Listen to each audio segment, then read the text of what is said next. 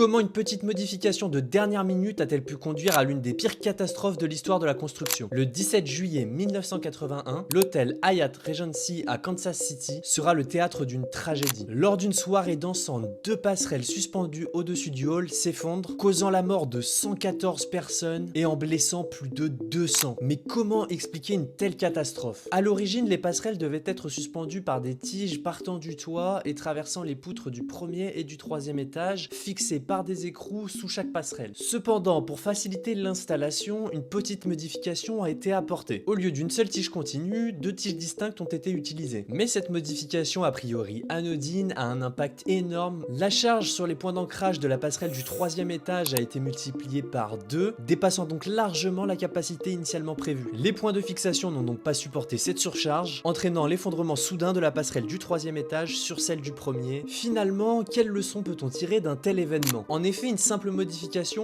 non accompagnée d'une analyse approfondie, a conduit à un désastre avec des conséquences professionnelles et humaines énormes. Abonne-toi si tu ne pouvais pas t'imaginer